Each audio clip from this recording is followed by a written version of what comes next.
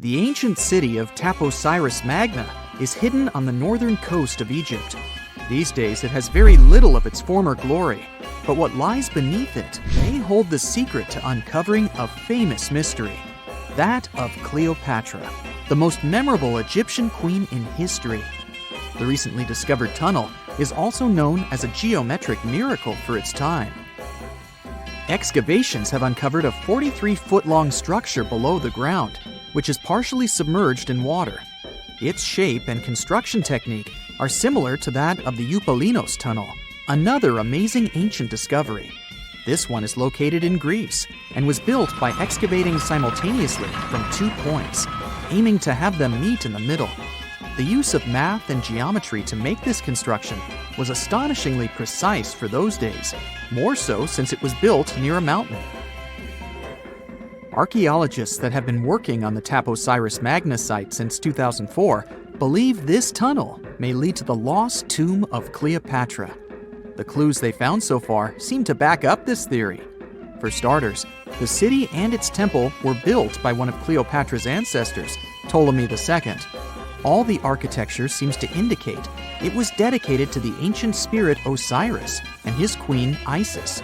Throughout her reign, Cleopatra did try to associate herself with Isis, so it may be no surprise she chose this location as her final resting place. Scientists have yet to pinpoint Cleopatra's tomb, but research continues with the help of modern technology. To study this location better, archaeologists have even used a special device called ground-penetrating radar. This tool allows us to analyze what lies beneath the ground without being intrusive. Since this tunnel is so old, research needs to be done very delicately.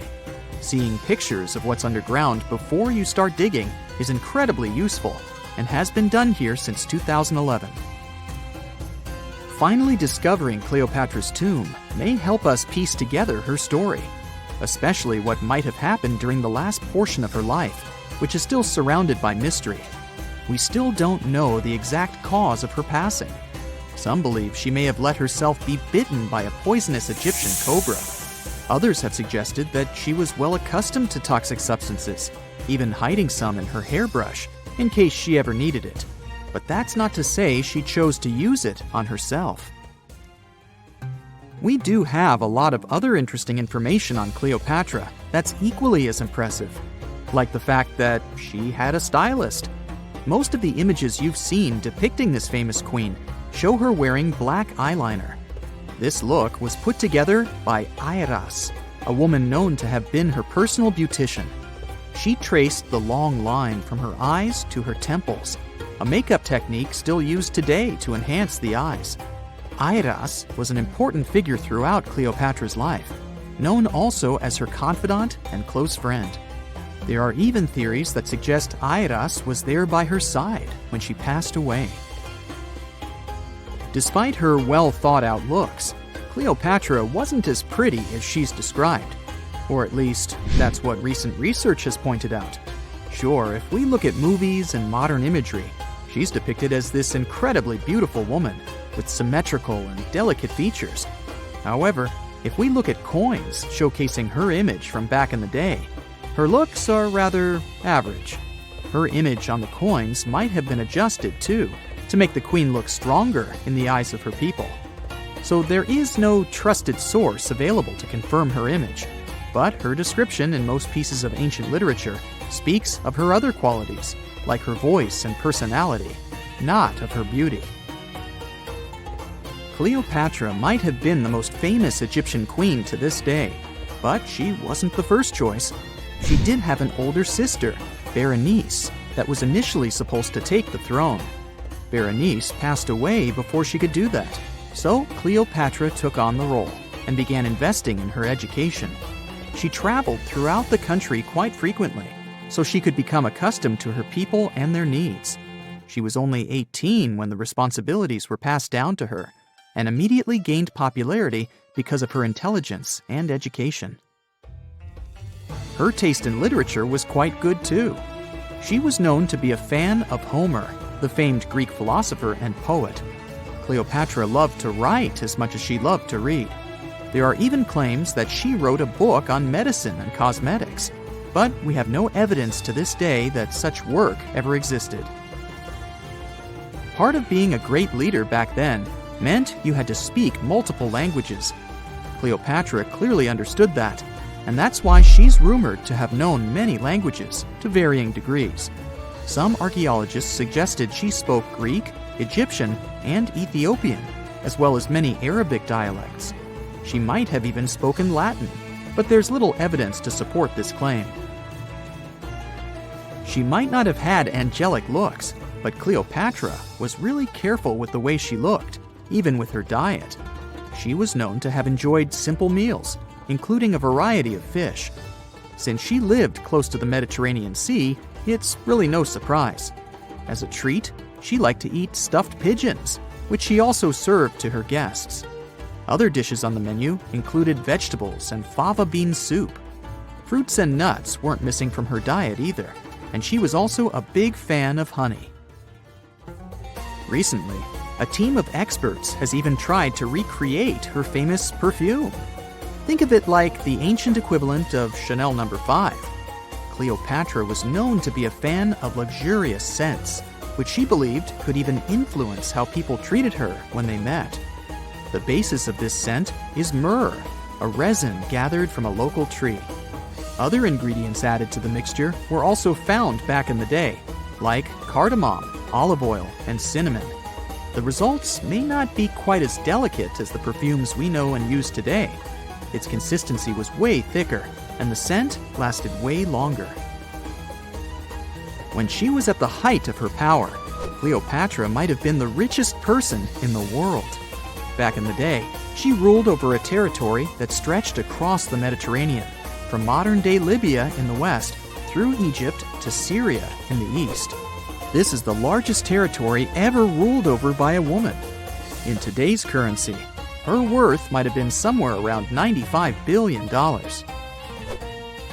The calendars we use today may have been introduced by Cleopatra herself.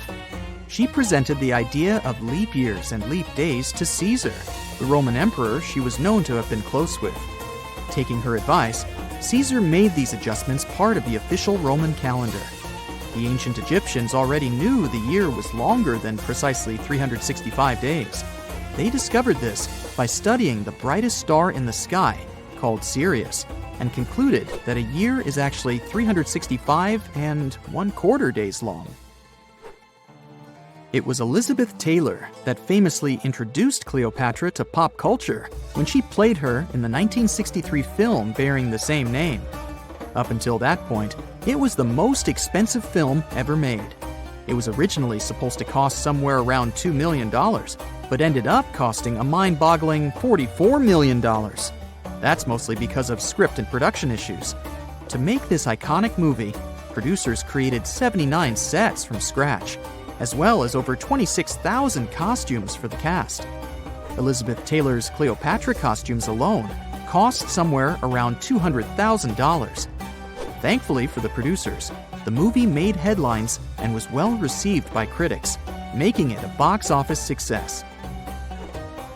A lot of people associate Cleopatra with another famous Egyptian ruler, King Tutankhamun, nicknamed King Tut. Surprisingly, apart from both of them being Egyptian pharaohs, they have nothing else in common. For starters, King Tut lived around 1,300 years before Cleopatra did, and there is also no connection regarding their ancestry. Cleopatra had Macedonian Greek roots, while King Tut was a native Egyptian. Let's face it, most ancient tombs have been looted at least once. No matter how scary the rumors could have been, most mummies were open too. But one. This is the Bashiri mummy, and it puzzles everyone so much that nobody dares to see what's inside. Meet Howard, but you must know him already if you're into Egyptian history. He's primarily famous for discovering King Tut's tomb back in 1922. But few people know that before this revolutionary discovery, he had probably found another mummy. It happened in 1919, and it goes by several names, either the Bashiri mummy or the mummy of Pacheri, or the untouchable one. Some reports say that Howard stumbled upon the Bashiri mummy in Luxor's Valley of the Kings, just where he would later find Tut's tomb. Despite this find, not much is known about this particular mummy. The reason why it's still unharmed in any way is not because of some superstitions, but because nobody is sure that they can undo what they do if something goes wrong. The mummy is so intricately wrapped that researchers never unfurled it for fear of irreversible damage. The golden rule of anyone who works with antiquities: if you're not sure you can't make it better or preserve it unchanged, do not touch it.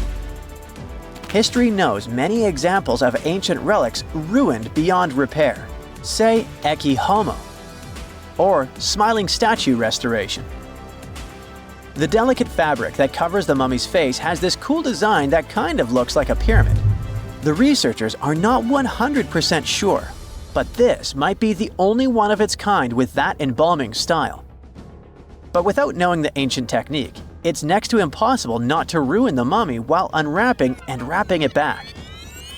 Back in the day, people, both experts and looters, would unwrap mummies for all sorts of reasons, mostly to study them. Luckily, these days, we have advanced tech that lets us check out what's inside a sarcophagus without having to unwrap anything. After taking a closer look at the Bashiri mummy, researchers figured out that it belonged to a man who was around 5.5 feet tall and lived during the Ptolemaic era, which makes this mummy roughly 2,300 years old.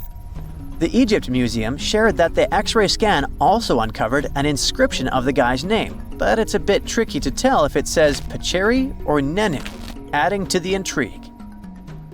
The museum also pointed out that the fancy casing the mummy is in features all sorts of decorated scenes. You can see the mummy lying on a bed, flanked by deities Isis and Nephthys, along with the 4 sons of Horus. Plus, there are 2 images of the funerary god Anubis at the feet of the casing. By the way, Bashiri mummy is not the only one that has remained untouched. This is Issa Temkebde, and Gaston Maspero, a French archaeologist, made the decision to leave her mummy untouched, wanting to keep her resting peacefully since she was in such amazing shape. He did mention, though, that her tomb had been raided long ago. Thanks to some X-ray work, we learned more about the mummy. The scans revealed a few artifacts still wrapped up with the wife of a high priest, including amulets around her neck, right arm, and forehead. The X-rays also showed she had some dental issues and arthritis in her knees. While she passed away as an older woman, it's tough to pinpoint her exact age. However, various sources from her son's reign indicate that she was held in high regard in the kingdom. Isitemkebd served as the sister wife of Penejam II. You got me right, they were related by blood and were siblings, but back then it was pretty common to get married this way to preserve the purity of the bloodline. Say that to Habsburg, duh. Their chase for purity only led to inbreeding and the notorious Habsburg's jaw. Right, I guess we should not judge ancient Egyptian rules and morals, but what we can say for sure is that both Bashiri and Isitemkebd were incredibly lucky to stay untouched. The odds were not in King Tut's favor, though. The researchers' work hit him hard. The tomb itself was discovered in 1922, but it wasn't until 1925 that the nested coffins were opened during an excavation. The outer coffin, held together with silver pins, opened up to show another coffin shaped like a mummy, decorated with colorful glass and flower garlands. There were worries about the king's mummy because it had been exposed to moisture. The middle coffin was pretty heavy and didn't have any handles, so they had to be super careful taking it out. Inside the innermost coffin, which was solid gold and wrapped in a red cloth, they found the royal mummy, and this all went down on October 28, 1925. Tutankhamun's mummy, measuring about 6.07 feet, fit snugly into the innermost coffin, which was 6.17 feet long. You can already tell there was a problem, right? Imagine how hard it is to extract something as fragile as an ancient dried-up mummy, especially when there's not much room for maneuver. Plus, the mummy looked sus. It was pitch black. Howard Carter, the lead archaeologist of the expedition, estimated that around 2 buckets worth of oils had been poured over the mummy. But care had been taken to avoid the mask and feet. It was made to preserve him better.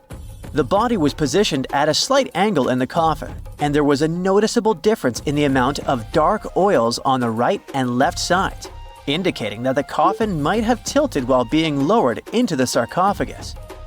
This oil created moisture inside the coffins, and over time, it reacted chemically, which Carter described as a sort of slow, spontaneous combustion, leading to the carbonization of the linen wrappings. Unfortunately, the combination of heat and moisture took a toll on the mummy's trappings as well. The crooked flail fell apart, the resin scarab cracked, and the threads holding the hands and mummy's bands started to decay, making everything quite fragile. Plus, the oils hardened over the years, effectively gluing the mummy and mask to the coffin's bottom. To try and separate the mummy from the inner and middle coffins, they were placed in the sun for several hours, reaching temperatures of 149 degrees Fahrenheit. Despite this effort, the mummy remained stuck, so the initial examination had to be done right where it was. The first part of Tutankhamun's mummy the researchers checked out was his lower legs and feet, meaning they started the examination from the bottom up. As they peeled back the bandages, they uncovered the first of many treasures wrapped up with the king. They took their time to carefully document and photograph everything they found. The inner layers of bandages were in pretty bad shape, mostly turning to dust, making it tough to figure out how everything was originally wrapped. Still, the overall methods matched what was seen in other nobles' mummies from that time. Lots of folded linen pads were used to shape the torso and thighs. The outer and inner bandages were made from fine linen, while the middle layers were coarser. They had some intricate bandaging around the shoulders and chest with a similar style around the groin. Each limb, along with fingers and toes, which were fitted with gold caps, was wrapped separately. Tutankhamun even wore gold foil sandals on his feet. They hoped to separate the mummy from the coffin by removing the outer bandages, but the resins had stuck the body to the coffin. So, the researchers ended up chiseling it out. To do this, they had to cut the torso in half at the hips and disarticulate the arms to continue unwrapping. Each part was treated with hot paraffin wax for stability, and later the hands and feet were reattached with resin. Finally, they used hot knives to detach the head from the mask. To check the teeth, it was decided to make an incision around the jaw and neck, which was later fixed with resin. So technically, the scientists did all they could to preserve the mummy, but still, in a way, it ended up being damaged beyond repair. What do you think? Should they have left it in the coffin? Or did they do the right thing? Let us know in the comments. The conditions on this mysterious island might teach us how we can live on Mars one day. Devon Island is, to this day, the largest uninhabited island on our planet. It's located in the Canadian Arctic archipelago, and it's easy to see why people find it impossible to make a home here. The soil stays frozen throughout the seasons. The eastern part of the island is covered by a thick ice cap all year round. Summers here last for less than 50 days. And by summer, I mean that the ground is snow-free and the temperatures are slightly over 46 degrees Fahrenheit. Since almost no plants are growing here, there are no animals that could have adapted to these conditions. That's why scientists compare this island to what it would be like to live on Mars.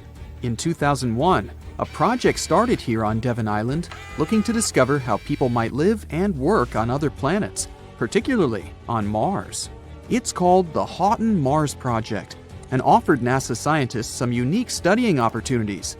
There are few options here in terms of logistics and transportation, and communicating with people living outside the island is also a bit more difficult. Specialists believe that if we can find solutions to live here, we might be able to do it on Mars too. Think of it as a home-based outer space boot camp. The Pitcairn Islands can be found in the middle of the Pacific Ocean. If you're a fan of adventures and remote places, this is the place to be. But you'll need to buckle up for quite the ride, since no plane has ever reached this place. The only way to reach the Pitcairn Islands is to take a 32-hour yacht ride. No wonder only 50 people are known to live here. Its history is really interesting too. A group of people settled here in the 18th century after a failed marine mission. To this day, all the residents of the island are descending from that initial group.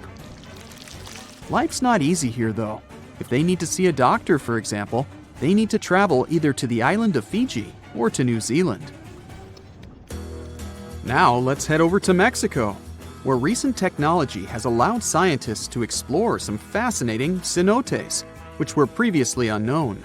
Cenotes are also called sinkholes and allow us to see subterranean water bodies. A team of archaeologists, cave divers, underwater photographers, and biologists came together to explore and document the extensive network of sinkholes located in the Yucatan Peninsula. One of the hotspots is located under the main pyramid at the Chichen Itza archaeological site. In total, scientists are looking to explore about 6,000 cenotes stretched across this whole region. The whole project is important not only because of the geological discoveries, but also because of its connection to the Mayan people and their culture. These recent discoveries revealed that for the Mayans, these cenotes weren't simple water sources. They dictated the way they built their constructions and had a huge impact on their spiritual lives too. The tallest mountain in the world is Mount Everest, sure, but it's been explored by scientists and tourists alike and doesn't hold many secrets. The mysterious Ganghar Puensem, on the other hand, is the tallest unclimbed mountain on our planet. The reason behind this unusual situation is not because of its remoteness or harsh conditions. Rather, because it's against local legislation to climb it. It's located in the South Asian territory of Bhutan, and the name of the mountain translates to the White Peak of the Three Spiritual Brothers. Local tradition dictates that mountain peaks shouldn't be available to humans and need to be left to the higher spirits. Mountains in this region can only be climbed up to 3.7 miles, but Ganghar Puensem tops 4.7 miles. For this reason, there's no official record of any human reaching the peak. Almost all of the previous expeditions have been inexplicably stopped at the midpoint. The next unusual spot should be on any travel enthusiast's bucket list, the island of Madagascar. For starters, it's estimated that about 90% of the species of plants and animals that are found here can't be seen anywhere in the world. But there's one small portion of the island that has baffled both tourists and scientists, the stone forest. It belongs to the Tsingy de Bemaraha National Park and features some unique limestone formations. They look like thousands of spiky towers that stretch hundreds of feet into the air. The distance between these formations can be anywhere from a few inches to the length of a city street. As beautiful as it is, it's really hard to get here. It'll take you a few days to get there from the nearest city. Once you get to the park, it becomes really difficult to explore too. It can take a whole day to go across as little as half a mile. The word Tsingys itself translates to where one cannot walk barefoot. To visit the remotest village in the whole world, you'll need to prepare yourself for quite the journey. From the United States, for example, the easiest route involves a 15-hour flight to Cape Town, South Africa, followed by a 6-day boat ride to reach Tristan da Cunha. Or you could take a month-long cruise through the South Atlantic Ocean, whatever works better. Planning in advance is a must, since only 9 boat visits are made to the island yearly. It's just 7 miles long and right in the middle of the South Atlantic Ocean, stretching a mere 37.8 square miles. There are slightly over 200 residents, and they all farm for a living. They do have internet service, but it's really slow. The people living here speak a dialect of English that is used by the fewest number of people in the world. The town of Coober Pedy in Australia is partially underground. It all began back in 1915, when opal deposits were found in the area. To this day, the town is still the biggest opal mine in the world.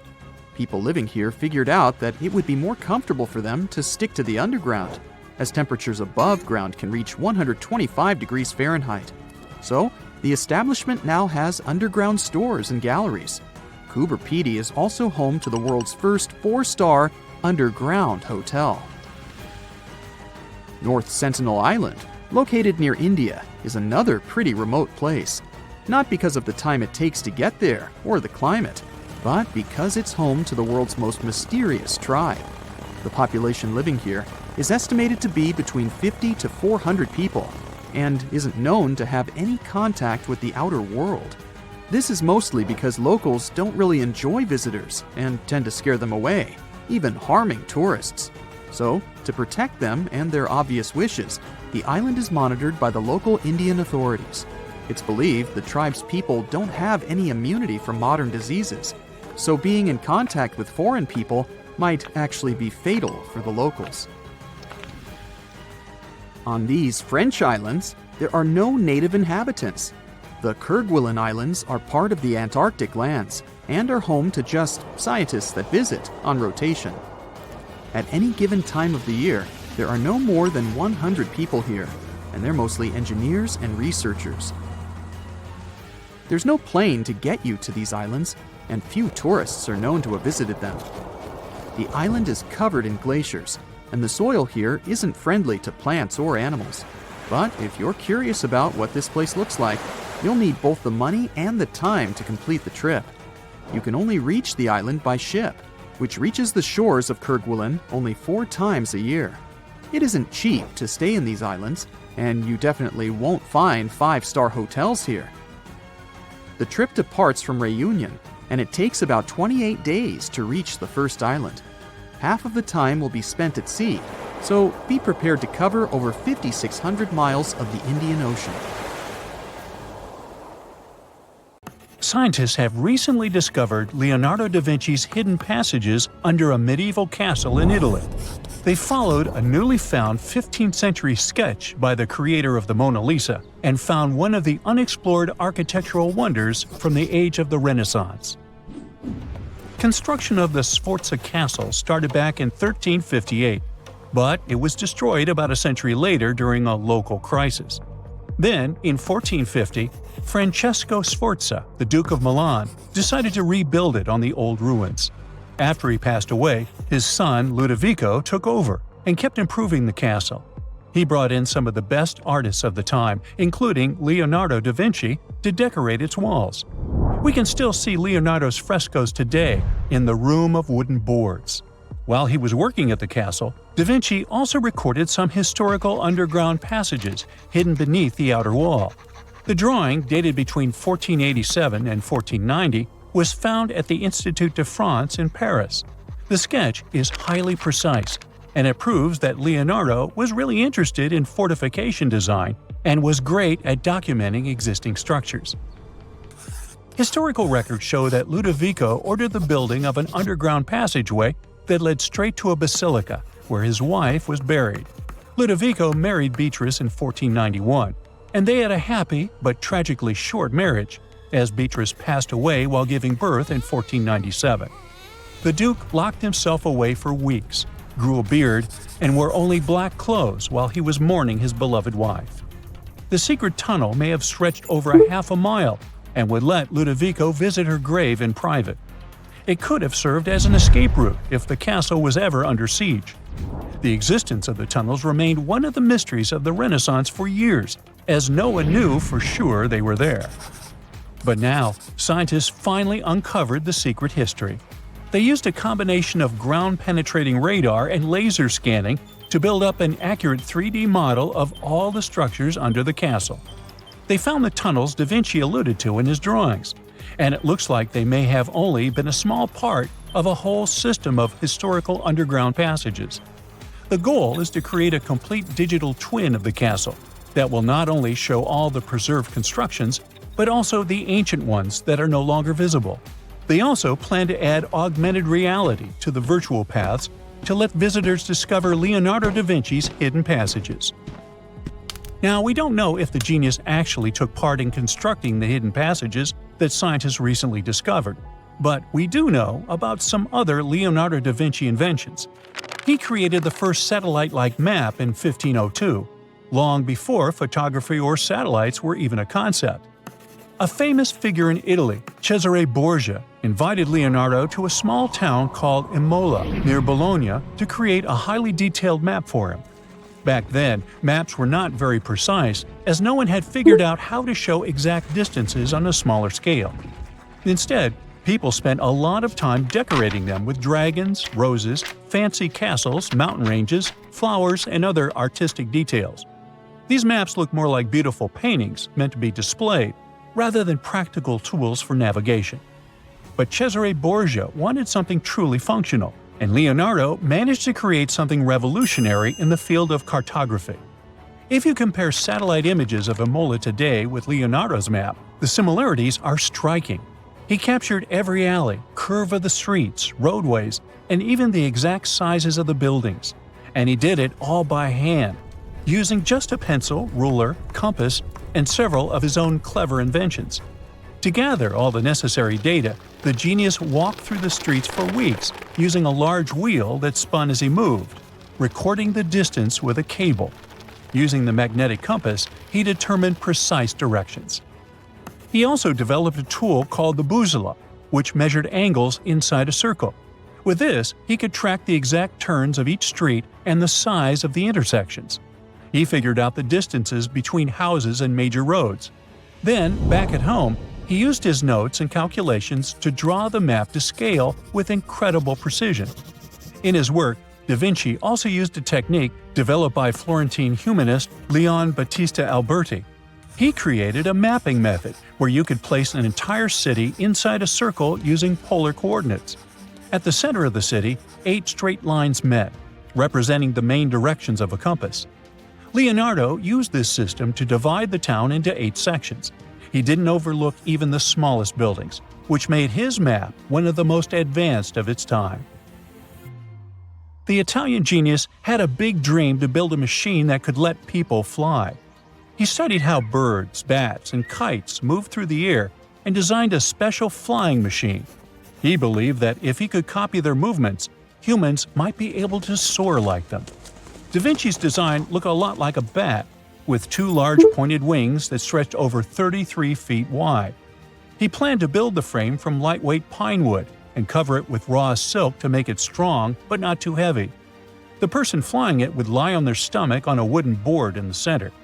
To make the wings flap, the pilot had to pedal a crank with their feet, which was connected to a system of rods and pulleys. There was also a hand crank for extra power and even a headpiece to help steer. As the person moved their hands and feet, the wings would flap and twist, just like a bird's. But there was one big problem. Humans aren't strong enough to make the machine lift off the ground. Even though it might have worked once in the air, there was no way for a person to get it flying on their own. Leonardo probably realized this, but his amazing idea still inspired flying machines that came centuries later. Da Vinci was way ahead of his time with many of his inventions, but his idea for a humanoid robot was especially futuristic. He was working under the patronage of the Sforza family, the one that had those ancient tunnels of Italy built. The genius designed a mechanical knight that could move its arms, turn its neck, and even open and close its mouth. Da Vinci had good knowledge of anatomy and the mechanics of body movements that helped him. His unusual creation used an external system of cables. A hand crank set it in motion, and there was also an internal gear-driven mechanism. About 450 years later, Da Vinci's detailed sketches of the robotic knight were rediscovered in the 1950s. Several researchers tried to recreate the robot from those sketches. In 2002, a roboticist who developed systems for NASA and Lockheed Martin took inspiration from the old notes and built a functioning model of Da Vinci's robotic knight. Another design Leonardo created for Duke Sforza was a special kind of bridge that could be taken apart and carried easily. It was made for defense forces who needed to cross rivers or moats while traveling. This bridge would swing across the water and land on the other side. It had wheels and used a rope and pulley system, so it could be set up quickly and packed away just as fast. To keep it steady, it even had a special weight to help balance it. Leonardo wrote in his notes that the bridge was light yet strong, and he designed several bridges like this for the Duke. One of his other designs was a bridge that could be built very quickly, and the defense forces would move across multiple rivers.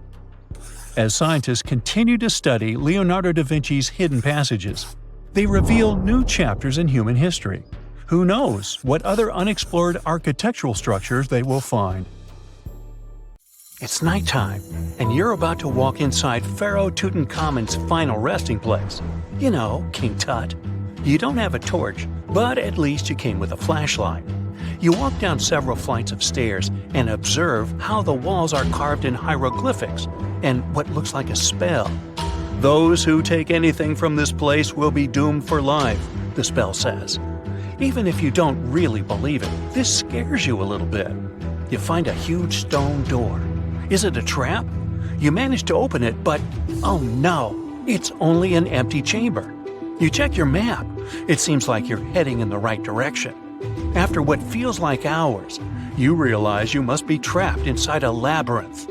You try to retrace your steps, but you can't find the door where you came in from anymore. That's it, you think to yourself. You've fallen for the Pharaoh's trap. What's worse, you didn't bring a lunch. Okay, so we've all seen Hollywood movies where the main character is exploring ancient ruins and faces some seriously dangerous traps, right? We've been told Egyptian royalty protected their final resting places with venomous scorpions and snakes, sliding doors that will trap you for life, and giant rolling boulders that will crush anyone on their paths. The thing is, were these traps truly real? Well, I regret to be the one to break it to you, but this is all fiction. These elaborate traps were too technologically advanced for ancient civilizations to pull off. That is not to say, however, that there weren't any traps at all. Ancient civilizations, like the Egyptians and the Mayans, are known for their practice of building entire monuments dedicated to the ones who had passed away. These structures would often reflect the position of person occupied in society.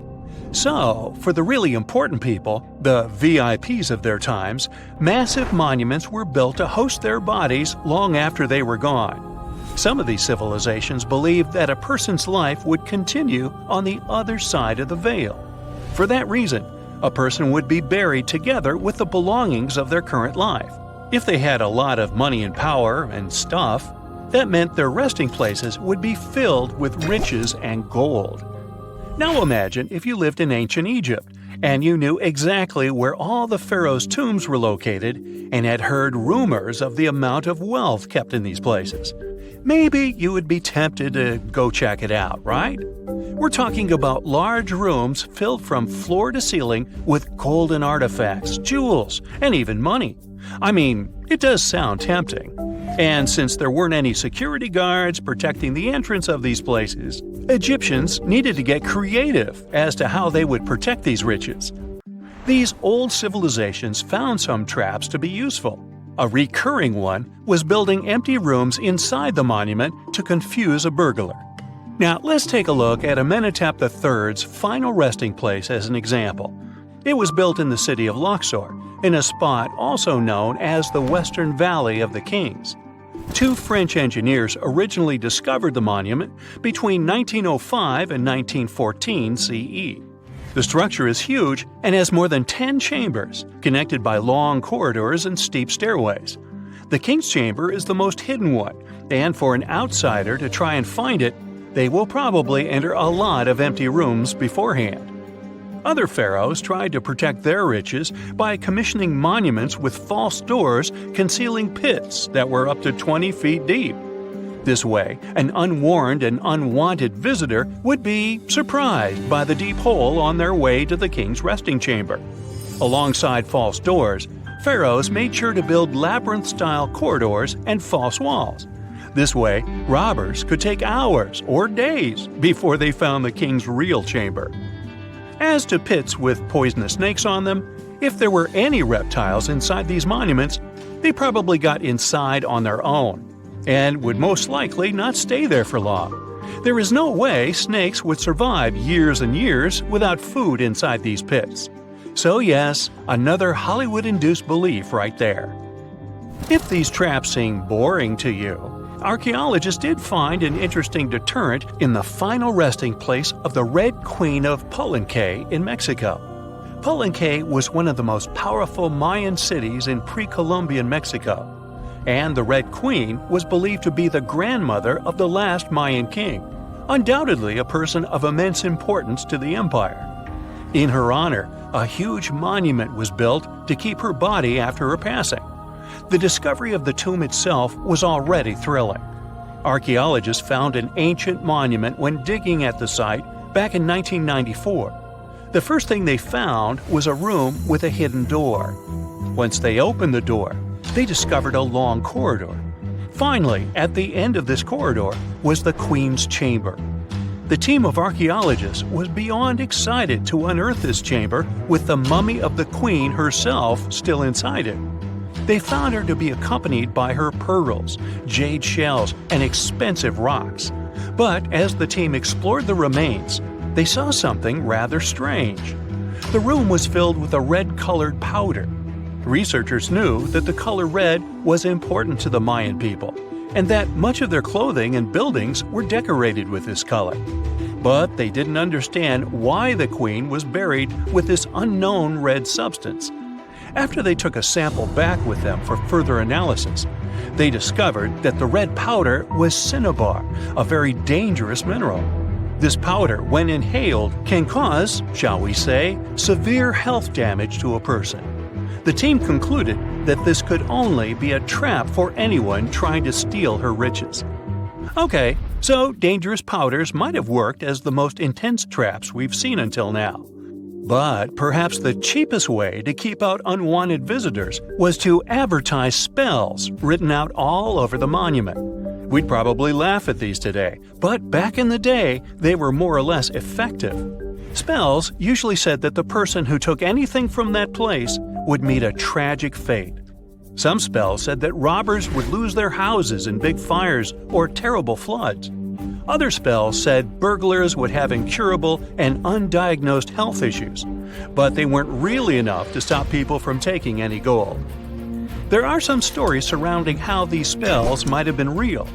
One of them is from the famous British Egyptologist Howard Carter, the one responsible for unearthing Pharaoh Tutankhamun's resting place in the 1920s.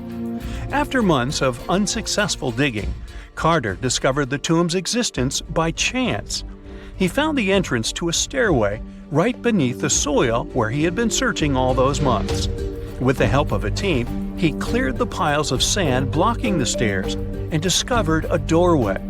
The door had several royal symbols carved into it, and Carter knew this could only mean a very important person had been buried there. And he was right.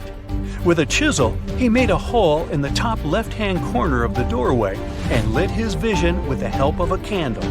He couldn't believe what he was seeing, the reflection of several golden and jeweled items crowding the chamber before him. Lost for 3,000 years, Carter had just discovered the final resting place of King Tut. But the story didn't finish here. This discovery was accompanied by a series of unfortunate events that led people to believe it had something to do with the pharaoh's spell.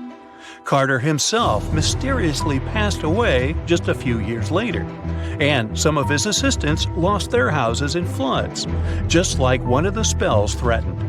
Some say it's just coincidental, as there's no real proof of these things being connected.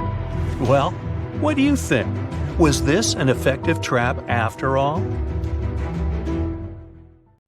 Have you heard of Gobekli Tepe? It's an ancient site in Turkey that literally made historians rewrite history books. Over 11,000 years ago, a group of prehistoric humans crafted an enigmatic masterpiece that's even older than Stonehenge.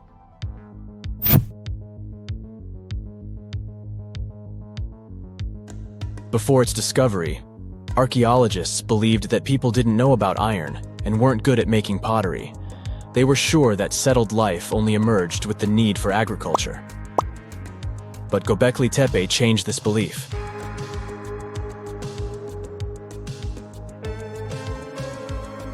The place has revealed that it was the temple that paved the way for a settled life, not agriculture. Until this discovery, researchers believed that farming was the catalyst for sedentary living. Meet Professor Schmidt, the guy whose findings changed this theory. He managed to prove that hunter-gatherer communities laid the very foundations of this way of life.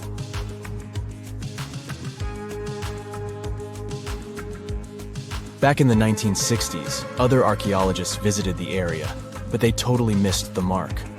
While surveying the region, they stumbled upon a hill with scattered limestone slabs and concluded it was just an old burial ground from medieval times. Little did they know that there was so much more to uncover.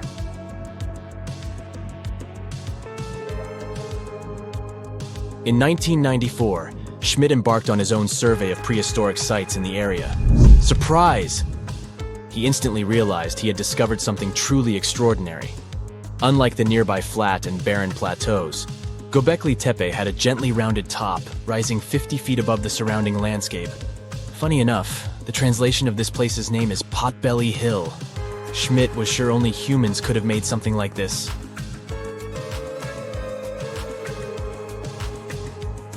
Those broken limestone pieces that were mistaken for gravestones turned out to be way more exciting. It was like stumbling upon a hidden treasure. The pieces took on a whole new meaning, and Schmidt with his team was about to dive into the secrets waiting beneath the surface. To their surprise, they found no traces of a settlement. No hearths for cooking, no houses, and none of those adorable clay figurines commonly found in nearby sites of similar age. However, they uncovered that those ancient people used tools like stone hammers. So, Schmidt and his team put their heads together and took a wild guess at the age of Gobekli Tepe's stone structures. Their estimation got backed up by some limited carbon dating done right at the site. The ancient vibes of this place were finally starting to make sense. It was like a puzzle slowly coming together.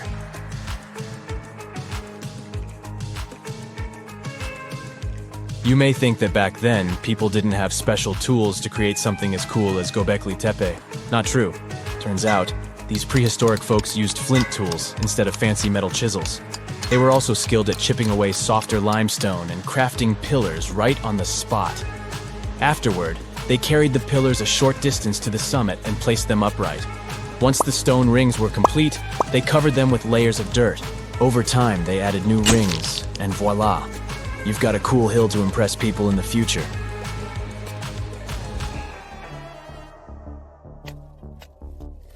During their first year of excavation, the team went through 15,000 pieces of animal bones from wild creatures. These people didn't have pet animals or grow their own food. They hunted wild animals for their meals. But things were about to change, because the place had everything they needed to start farming.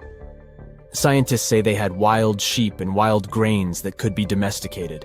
And guess what? Just 20 miles away, geneticists found evidence of the world's oldest domesticated strains of wheat at a prehistoric village.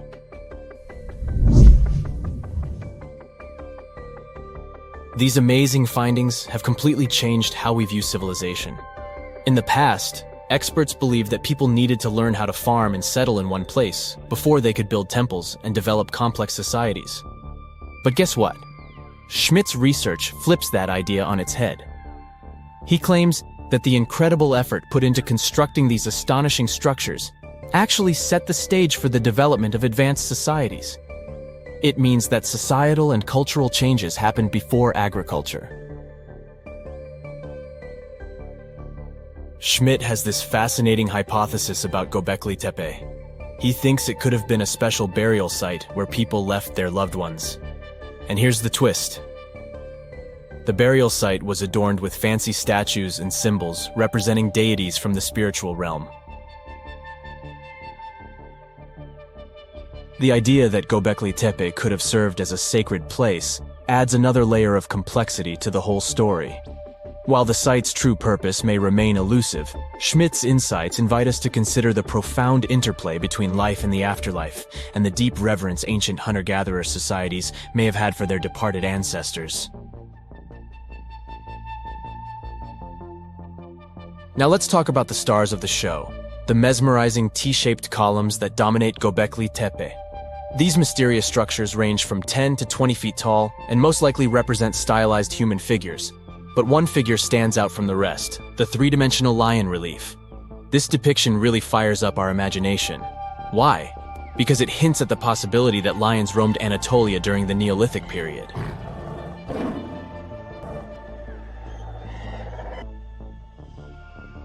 These standing stones are arranged in circles and placed in rectangular pits. Each circle has a similar setup. Two big T-shaped pillars in the center, surrounded by slightly smaller ones facing inward. Talk about a stylish arrangement.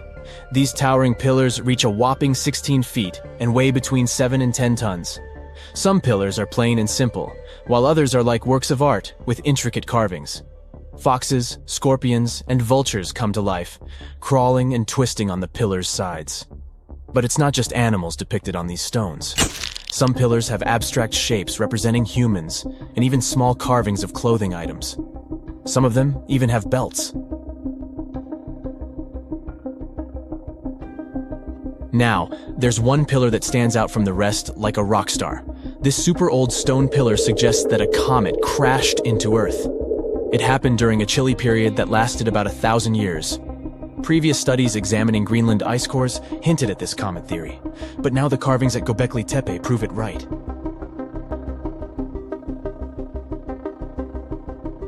The carvings on the pillars are like a historical comic strip. They even show a headless human figure. Researchers fed the images into a computer and discovered their connections to constellations, indicating that this temple might have been an ancient observatory. It's like our ancestors were trying to document this cataclysmic event in their own unique way. Archaeologists have been excavating and researching Gobekli Tepe since the mid-1990s, peeling back layers of history and providing us with a deeper understanding of the intricate relationship between various elements. They have no plans to stop the whole process for another 150 years. Who knows what else they'll find? You see, Gobekli Tepe has been labeled purely as a ritual site with no signs of domestic activities. We were led to believe that the absence of water meant it couldn't support semi-sedentary communities.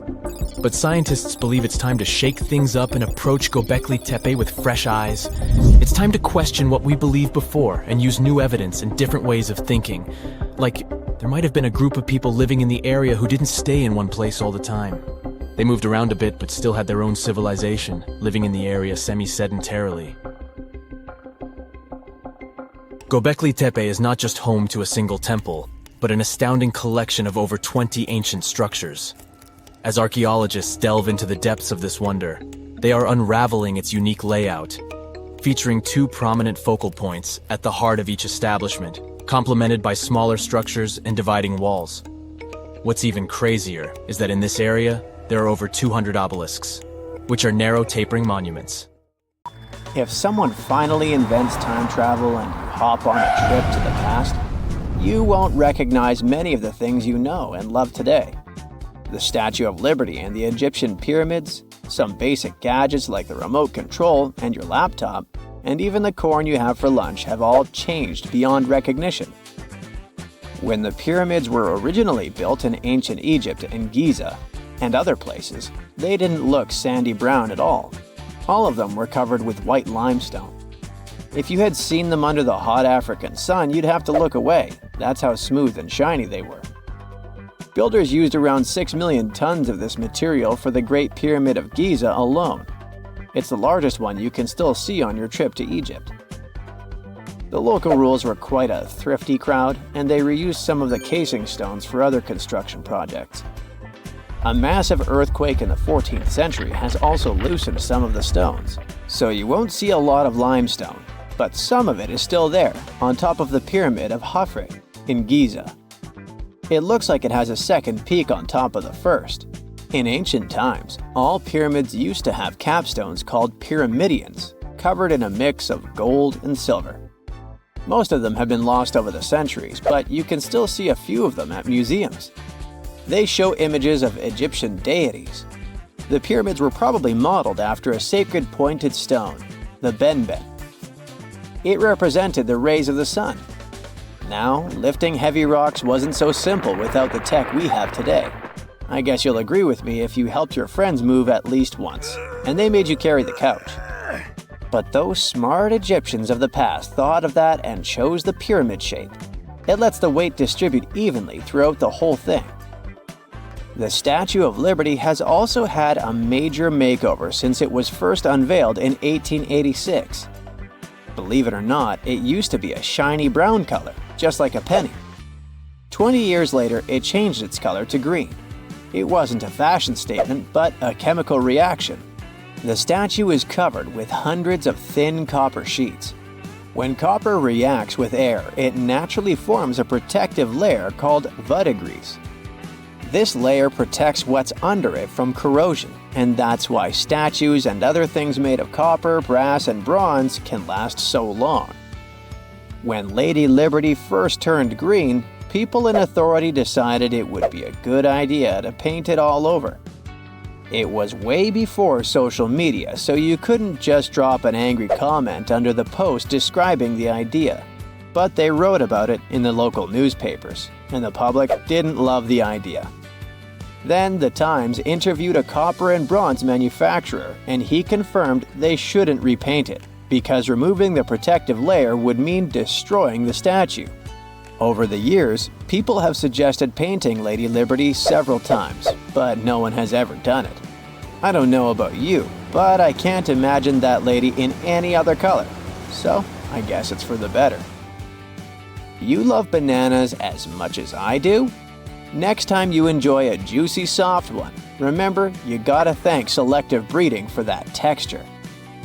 The original wild bananas had many large, hard seeds and not so much delicious pulp.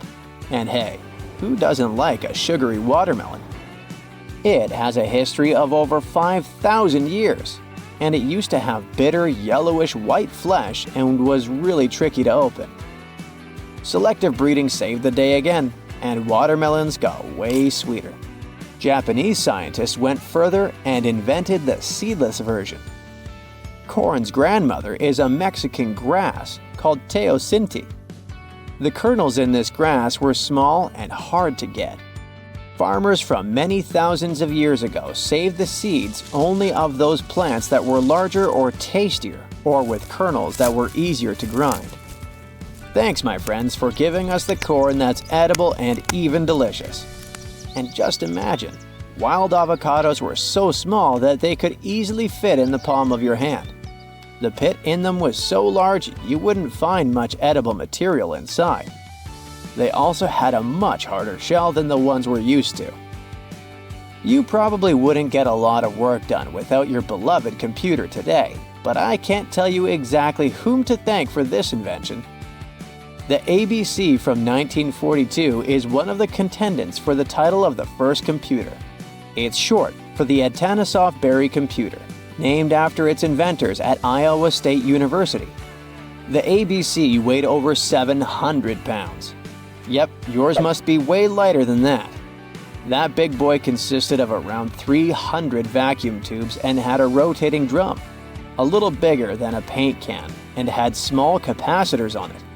A capacitor is a gadget that can store an electric charge, like a battery. The ABC could solve problems with up to 29 different variables to help scientists save some time.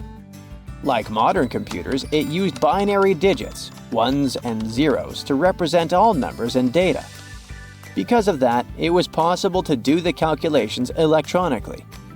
And now, my favorite part, the ABC finished one operation about every 15 seconds.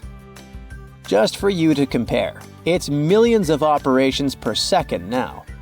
Unlike the tech we use today, the ABC did not have a changeable stored program, so the program could only do a single task at a time.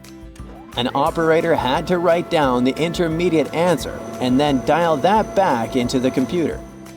Sounds like another reason to be happy we live in the 21st century. That remote control you use for all sorts of appliances has gone a long way too. Nikola Tesla, who gave us alternating current, designed one of the first wireless remote controls back in 1898. He named his invention teleautomation and demonstrated it on a miniature boat controlled by radio waves.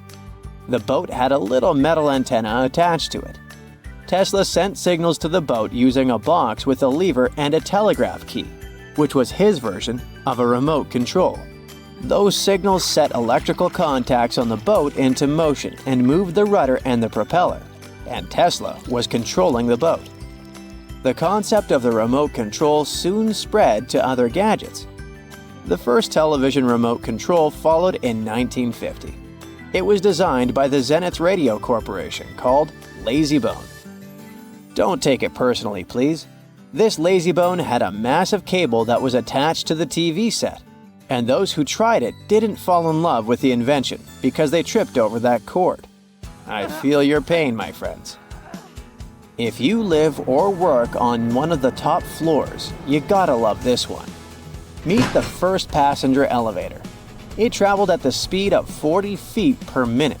Not the fastest, I know, compared to today's record, which is 40 feet per second. But hey, it was built back in 1857 in New York and was more of a tourist attraction than a necessity. The elevator had a steam engine hidden in the basement of a 5-story building. 3 years later, they shut it down because the public didn't appreciate it. Otis Tufts filed the first patent for a vertical railway around the same time. His invention included an actual car with a bench inside for people to sit on. Sounds like a great spot to hang out with friends to me. What do you say? Then they started adding elevators to luxurious hotels around the world. They were entire rooms with a rich design, upholstered seats and mirrors on the walls, and sometimes even a small chandelier. There was an obligatory operator who'd close the door and the car would start its super slow ascent. It was still more about style than about speed, so I guess I'd choose the stairs. Everyone loves a good landmark. The Roman Colosseum, the ancient city of Machu Picchu, the Giza pyramids. But have you ever wondered how it once looked? Way back in the days when they were built? Or even in the time they were covered in ivy and forgotten by humanity? Buckle up, because we're heading on a time travel adventure to the world's greatest archaeological sites. Our voyage begins in South America, deep inside the Peruvian mountains. Behold, the city of Machu Picchu. Machu Picchu is a monument to the ingenuity and power of the Inca civilization. During its prime, the Inca civilization stretched 2,500 miles along South America's coastline from modern-day Ecuador all the way down to Chile. And Machu Picchu was located at the heart and center of it. The historic site was constructed at around 7,000 feet above sea level, more or less around 1450 BCE. The gated city consisted of around 150 buildings made of stone. The Incas managed to build temples, houses, and even a complex aqueduct system to irrigate the entire town. And yes, they did all that without the help of wheels or any instrument made of iron. The housing model is somewhat similar to stone houses we see nowadays, with the difference that the Incas didn't use any cement to stick together the blocks of stone. Yet, they fit seamlessly on top of each other. Not only that, the Incas must have developed a rudimentary yet effective anti-earthquake technology, since, in the event of a quake, the rocks would shake without falling out of place.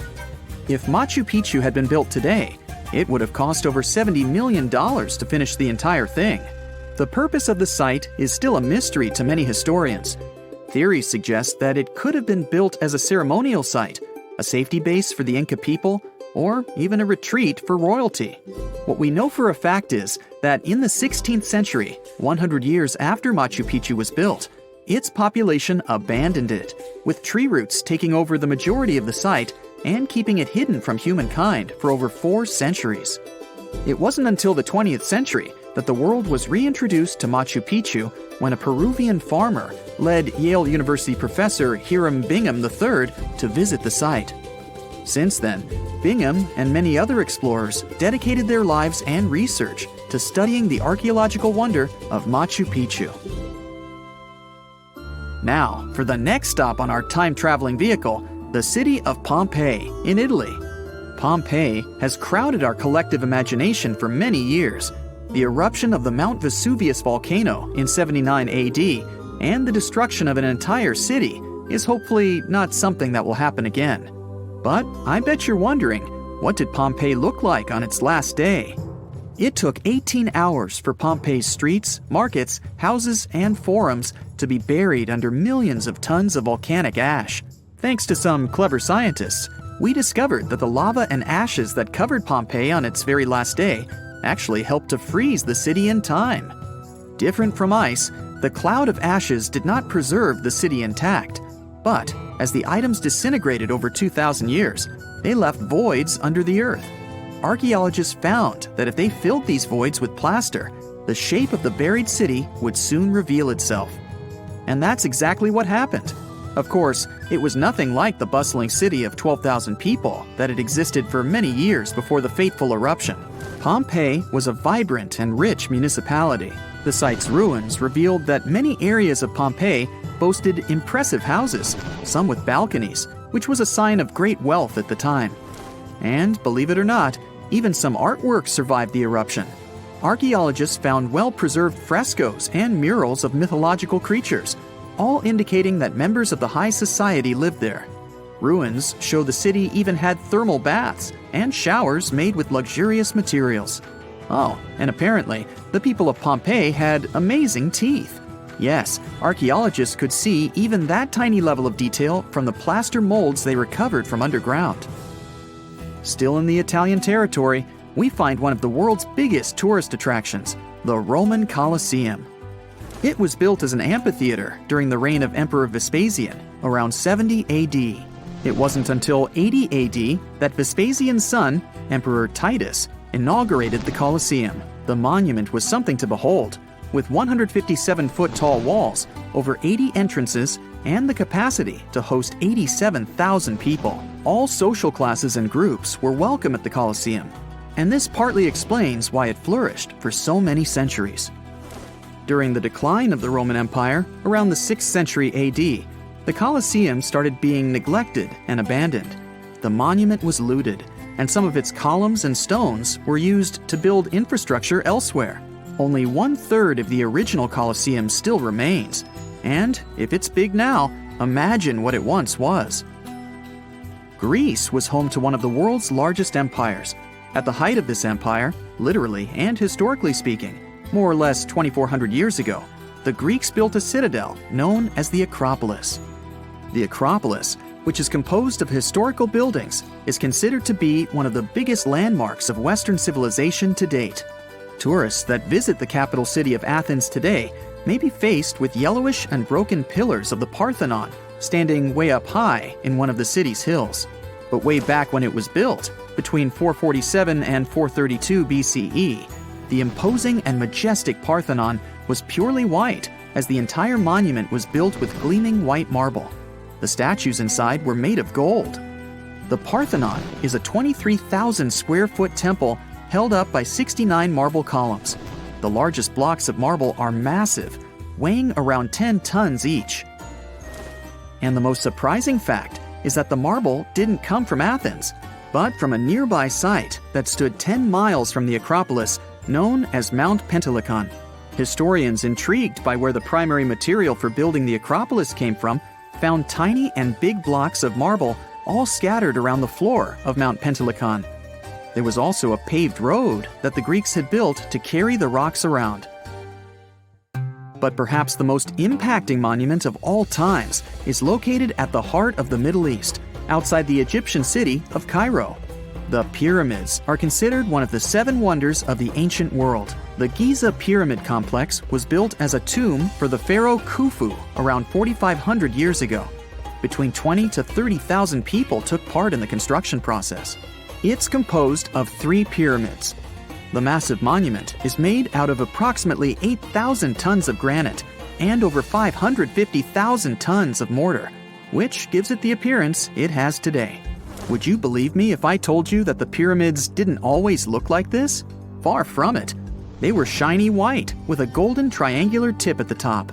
This is because the Egyptians used over 6 million tons of limestone to cover the entire rocky, step-like structure, all so that they could gleam white under the unforgiving sunlight of Egyptian skies. The Pyramid of Khufu remained the tallest structure on Earth made by humans for over 3,800 years. It was the only 8-sided pyramid in Egypt and was believed to align with Orion's belt. It's considered to be the most aligned construction facing north.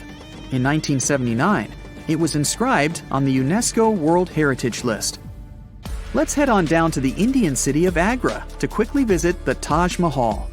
You may know it as the Taj, but it can also be called by its more endearing name, a teardrop in the cheek of time.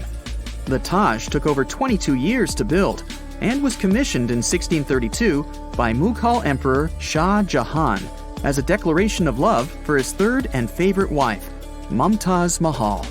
It was made with ivory white marble, and amazingly, due to tight conservation, it still remains very similar to what it was when it was built.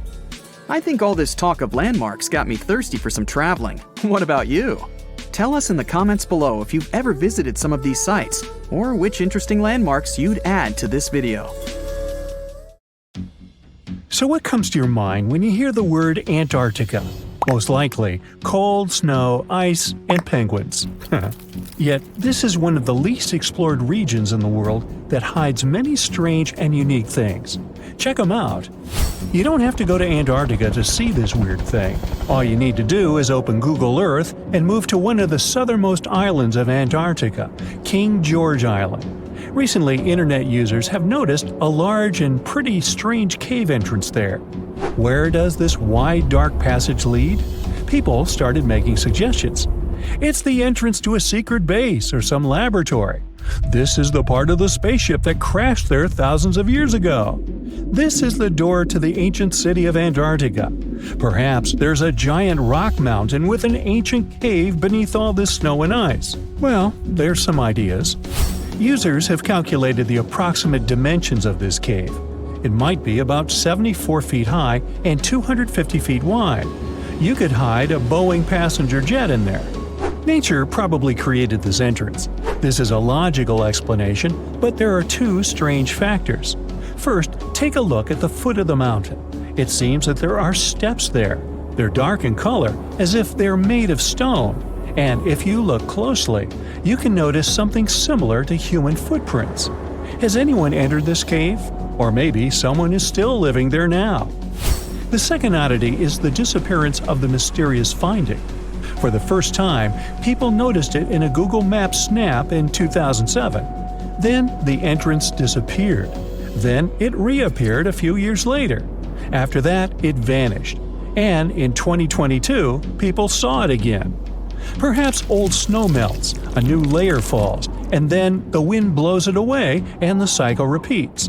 But the alleged steps leading deep into the cave make one doubt the natural origin of this tunnel. You can easily find the coordinates on the internet and visit the cave via Google Earth. You might see something there and tell the world. There's another strange thing people discovered with the help of Google Earth. In 2020, one user found a strange object that looked like a giant ship 100 miles off the coast of Antarctica. It was covered with ice and snow and lying on its side. It looked like a cruise ship. You could notice the windows, the deck, and the bridge. But not all people agreed with this. Some claimed it was a spaceship. Others said it was some kind of secret building. The user who first noticed the ship stated that its size was about 400 feet, which is the perfect length for a passenger vessel. But what is this ship doing in such a remote place in the middle of a glacier? How did it get here? Who was its captain? No one has found the answers to these questions yet. In 2016, people using Google Earth discovered a photo of an unknown sea monster floating off the coast of Antarctica. This creature resembled a giant squid with a length of about 200 feet. This is slightly shorter than 3 train cars. Just imagine this kraken swimming in Antarctica's dark, icy waters and dragging to the bottom everything it meets on its way. Maybe it's the great and terrible Chulu, or one of its offspring. You will quickly notice this blood-red waterfall among Antarctica's endless, dazzling white landscapes. Don't worry, it's not blood. For many centuries, the waterfall has been painting snow in a bright red color. The stream flows straight out of a white iceberg. Let's look inside and find out what's happening there. Millions of years ago, there was a small crystal-clear pond, but then a glacier formed around it. A thick layer of ice and snow blocked sunlight, heat, and oxygen access. For millennia, the reservoir remained in this cold vacuum. But at one point, the water made a hole in the icy wall and broke out. When this salty water comes into contact with oxygen, it immediately turns scarlet or rusty. Antarctica is the only place where you can find such a unique natural phenomenon. One of the driest places on Earth is located in Antarctica. It's one of the most lifeless deserts in the world, the McMurdo Dry Valleys. In this desert, you won't see the scorching sun, hot sand, and cacti. A desert means a place with a lack of precipitation and life. The McMurdo Dry Valleys meet these parameters. But this place is also unique for Antarctica, since you won't find glaciers there. Despite the frost, ice can't form in the desert because it hasn't rained for millions of years there. It also never snows. A strong wind coming from the mountains reaches speeds up to 200 miles per hour. It would be difficult for you to stay on your feet there. The wind is filled with moisture. It heats up and evaporates all the liquid and snow in the desert because of its high speed. Only dry air reaches the ground. But you can find several lakes there. They don't freeze, only thanks to the high concentration of salt. The water is so salty that large life forms can't develop there. But scientists have found microscopic organisms near the lakes. 20 million years ago, Antarctica was filled with swamps and trees and swarming with insects and animals. But now, it resembles the surface of Mars, literally. Scientists and astronauts are exploring such regions as the McMurdo Dry Valleys, since the natural conditions there are similar to those on the Red Planet. So, before you go to Mars, you can practice living in similar places on Earth. Also, scientists discovered an underwater world in the Antarctic filled with hundreds of amphipods, crustacean animals similar to shrimp. Wait a minute, it happened in the Antarctic? But the McMurdo Dry Valleys are located in Antarctica. Well, the words are very similar, but what is the difference? Oh, and don't forget the Arctic. The Antarctic is the region in the southernmost part of Earth that houses the continent of Antarctica, and the Arctic is another land altogether. They have the same natural conditions, frost, ice, and snow, but they're located in different parts of the planet. The Arctic is at the North Pole, Antarctica is at the South Pole. Now, back to the discovery. Scientists put forward theories that the ice of the Antarctic hides a vast network of freshwater rivers and lakes, and in 2022, they found a new ecosystem. Researchers explored the Antarctic Ross Ice Shelf and its underwater rivers. This is a massive piece of ice floating in the ocean. A team from New Zealand used a special drilling rig equipped with a hot water supply to drill a hole 1,640 feet deep. That's more than the height of the Empire State Building. Then, they lowered some video cameras and saw thousands of crustaceans swimming in different directions. So it seems they're very unorganized. In the waters of the Antarctic, you can also meet some of the scariest creatures on the planet. These are sea spiders. They got this name because they resemble land spiders, but they're actually a species of marine arthropods. And unlike land spiders, those in the ocean are much larger. They look like 8 strong legs without a body. One such spider can be a dinner plate in width. Some of them have no eyes and have proboscises instead of jaws. Sea spiders are poorly studied because they live in deep, cold waters. Antarctica hides many little-known animals. There are long tunnels in its glaciers leading to scary darkness. On this cold continent, people have found the remains of giant dinosaurs and other ancient creatures, such as the ancestors of modern ducks. Many underground rivers and lakes hide unexplored wildlife. Even the ice here can be weird. Take a look at these striped icebergs. They have blue, black, green, and turquoise shapes. The color depends on the conditions of the water during freezing. For example, green lines appear because of algae. Blue ones form when the water freezes too quickly. Okay, I'm freezing. Time to go thaw somewhere warmer. Hawaii. Yeah. Now, we wouldn't call this island mystical unless there were tales of giants living here. The island of Gozo in Malta is the backdrop of an ancient legend. Malta is an island country located in the Mediterranean Sea, just south of Europe. It's a very strategically located archipelago. Throughout history, it was ruled by many different societies, such as the Phoenicians, Greeks, Romans, and Carthaginians. One cold night, thousands of years ago, a farmer noticed the sky turn orange, then red, when he heard a loud thump. Although the ground seemed to be moving, this wasn't an earthquake. When he looked toward the woods, he saw a giant silhouette, taller than the trees. As he fearfully approached, he realized it was a woman, a giant woman. She introduced herself as Sansuna. Unlike the terrible giants of many tales, Sansuna didn't want to exterminate the human race. She was loving and caring. She told the farmer that she and her people could help protect their land from invaders. The locals were pretty interested in this offer.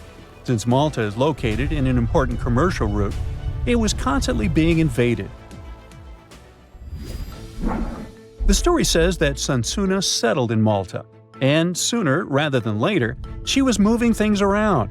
And when I say things, I mean monoliths. Sansuna carried huge stones on her shoulder to build a magnificent temple called Gigantia, which means place of giants. She even did this while holding her half-giant, half-human kid on the other shoulder. Some say Sansuna lived exclusively on beans and honey, although others replace honey with water. The funniest bit here is that Malta is the 10th smallest country in the world, but it somehow managed to host giants. Hey, go figure. The temple looked like a giant game of Tetris, with some stones weighing as much as 20 elephants. Some of these monolithic rocks are so heavy, scholars guess it would take 50 men working together to lift just one stone. Now, as much as this is entertaining, humans never proved giants were real, so this story couldn't be true. There's a brief mention of a species of giants called the Nephilim in some ancient texts. The Nephilims would have been terrible giants that wreaked havoc on the earth and only survived until the Great Flood. But nobody ever found real proof of this species really existing on Earth, until this came along. The world of Maltese archaeology unearthed quite a few shocking things in the past years. One of them are known as the hypogeum skulls. Hypogeum is the Greek word for underground, and this incredible site was discovered in the first decade of the 20th century. Back then, Malta's National Museum director received an important phone call. Someone had accidentally dug some impressive bones and asked him to come check it out. The hypogeum looked like an underground city, filled with mazes and rooms that stretched along multiple floors. They were all made with similar limestones as the Maltese temples above ground. The hypogeum was filled with important relics and artifacts. Scientists quickly understood that the hypogeum was built as a type of final resting place for locals. So, along with skulls, they found a lot of bones and skeletons. One of these artifacts were skulls, but these weren't regular human skulls. Rather, they were of the elongated type. To make matters worse, these skulls were hidden from the public for years. People started to talk and created a bunch of theories behind it. The truth is that this discovery was a turning point for Maltese archaeology, although scientists didn't know what to do with it. Some wondered if these skulls were natural or manipulated, since they knew some cultures in the world used head binds to alter their skulls. Other scientists threw in the hypothesis of little gray people or even the legendary giants. Some say that the elongated skulls could have been sculptures that worshipped otherworldly deities. There was no way to confirm any of these theories, so the question remained: who were the builders of Malta's megalithic temples? Now let's take a look at what scientists know. The Maltese megalithic temples have been standing strong since 3500 BCE, which is even older than the pyramids of Egypt. The main dilemma here is that these temples were built even before we invented writing, yet they required advanced technological skills to exist. The Gigantia Temple seems too absurd to have been built by humans. The South Temple has a corridor with 4 oval rooms on the sides, looking like a big shamrock leaf. In one of these rooms, scientists found altars decorated with spiral patterns. It looked like an altar of some sort, indicating early Maltese people used them for ritualistic purposes. The North Temple is similar but smaller, with a very low entrance that makes people crouch down to get inside. You get it? You need to bow down to their deities in order to get into this sacred place. I mean, one can't help but wonder about the secret reasons these ancient builders had to build such a huge temple. I'm thinking they probably cast one of Daenerys' dragons to move the monoliths around. Yeah, I'm joking here. But hey, remember the entrance to King's Landing? Yup, the series used the Medina Gates in Malta as the exterior of King's Landing during Episode 3 of Season 1. Anyways, back to the giants. The ritualistic theory of the whole thing won a few points when archaeologists uncovered these mysterious figures. They're popularly known as fat ladies, These tiny statues have round bodies and faces that show how much they enjoyed life. They kinda look like a miniature Sunsana, the giantess we talked about. Scientists believe these were statues that celebrated well-being and prosperity. It does prove that the people of the time had advanced craftsmanship skills, and they were pretty intentional with their constructions and art manifestations. One of these statues is known as the Sleeping Lady. This Neolithic piece of art depicts the figure of a large woman lying on her side sleeping. After studying it deeper, scientists guessed this statue was meant to represent the Great Reaper. It was found in the hypogeum, which we now know is a huge resting place. This specific statue is different from all the other fat ladies, starting with the hair and the embroidered skirt. Then there's this statue. This is supposed to represent an 8-foot-tall woman and the rim of her skirt. She was discovered in the most unusual of ways. A farmer was trying to plow his field, but he kept hitting large blocks of stone. All the way back in 1915, the farmer called Malta's National Museum director and asked him to come check it out. Some think this is all the proof you need to confirm that Sunsana was real. Others aren't all that sure. But that's not all. The place where this giant statue was buried revealed one of Malta's most impressive archaeological sites, the Tarsian temples. The temples were made from limestone blocks. Some are 20 feet tall and weigh around 20 tons. Zamet, the museum director, kept digging and discovered multiple sites made of megalithic stones. All of them supposedly built by Stone Age farmers, all stranded on a remote island in the Mediterranean Sea thousands of years ago. It just doesn't make sense. I mean, look at these temples in Manidra. This is probably the world's earliest calendar. On the equinoxes, the sun passes directly through the main doorway, straight down the central axis. On the solstices, there are two superb variations. During the summer solstice, the rays fall on the edge of the megalith to the left of the doorway, and during the winter, the rays fall to the right side of the doorway. It's astronomical precision at its finest. And what about the structures in the Hall Tarsian that we've already talked about? This complex is the oldest one in all of Malta. It was built with the purpose of doing animal offerings to deities. Scientists confirm this by unearthing numerous animal bones buried in the soil. They also found a great collection of spirals, indicating that the locals also used this temple for ritualistic purposes. Overall, there are 7 megalithic temples in Malta, each more impressive than the other. Scholars keep on digging to see if they can uncover the truth, much like researchers do with the pyramids of Egypt, the lost Mayan cities in the Americas, and other sites. If you come across a well in Portugal, resist the temptation to gaze into its depths. The inverted tower in the enigmatic city of Sintra sends chills through those who encounter it as it spirals down a daunting 88 feet into the underground. It certainly wasn't designed to collect water, yet its true purpose remains a closely guarded secret. Dating back to around 1904, this well could have been involved in a mysterious initiation tradition from the Knights Templar. The Templars had faded into history almost 6 centuries before the construction of this pit, but their enigmatic traditions were revived by later generations. So one theory says that candidates seeking to join the group back then had to confront their deepest fears by facing this well, descending its spiral staircase blindfolded. When they reached the bottom of the inverted tower, they removed their blindfolds and were faced with this frightening sight. The only way out of this dark labyrinth was to keep looking up and following the light. Now imagine yourself browsing the shelves of a used bookstore until you find a book with an alphabet you've never seen before. You decide to use an image translation app but find no matches. Intrigued, you buy the book. Then you show it to your friends and family, but nobody recognizes that alphabet. Rare book dealer Winfried Vonnig probably experienced the same frustration back in 1912 when he acquired what would later become the most enigmatic book in the world. The work is known today as the Voynich manuscript, and it's written entirely in an unknown language that no one has deciphered yet. The pages of this 15th century codex are filled with botanical drawings, but these aren't typical daisies or roses. In fact, they don't resemble any plant species that we know of. What makes things even stranger is the illustrations of unfamiliar constellations and women swimming in green baths. Delving deeper into the realm of mysterious texts, we set off on a journey to the Qumran Caves near the Salt Sea in the Middle East.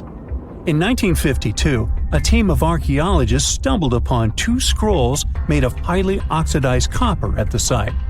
Unrolling them was a major challenge, so they decided to cut the scrolls into 23 parts to investigate them. Imagine their surprise to see Hebrew words like gold and silver popping up. But no, it wasn't an ancient invoice. It was more like a treasure map, pointing the way to over $1 million. Unfortunately, the treasure was never found. Not for lack of trying, though. You see, the quest isn't as easy as it may appear.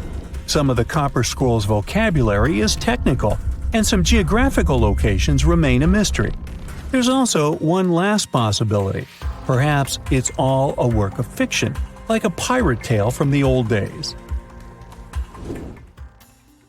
People talk about Mona Lisa's almost haunting stare that seems to follow you no matter where you stand. But here's a quick question. Does she have eyebrows?